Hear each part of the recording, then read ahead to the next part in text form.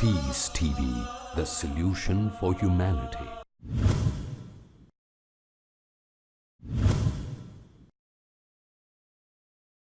Yes, brother. Your name and profession and your question. My name is Kedar and this is my friend Nazish. My question to you, Mr. Naik, is that the laws that govern the universe have not changed from the time the universe was created. They were always there since the creation of the universe. So does God have any choice in changing the laws of the universe since time immemorial? Why hasn't God not changed the laws which governs the universe? If the God has no choice in changing the laws of the universe, then why call him God? The brother asked a very good question. That the laws of the universe have been same since the time it has been formed. So does God have a choice of changing the laws or not? And if God does not have a choice, then why call him God? I agree with you.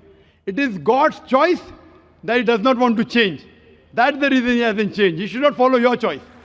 So it is God's will that he does not want to change. Now you are forcing him to change. Why should he follow you?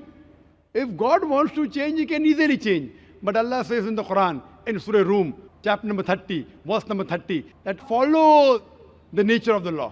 So this is God's law. If he wants, he can change, but does not want to change. That's his choice.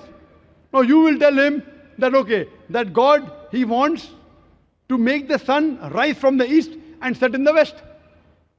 The challenge is you, can you make the sun rise from the west and set in the east? The answer is no. But on the day of Qiyamah, one of the signs of Qiyamah is that the sun will rise from the west. To show that if God wants, he can do it. So on the day of judgment, Qiyamah, that will happen. How will it happen? Allahu Alam. So Quran says clearly in Surah Fatir, chapter 35, verse number 1, that Allah has power over all things. That he has power over all things. But Allah does things which he wants. And he does godly things. Hope that answers the question, brother. Thank you. Yes.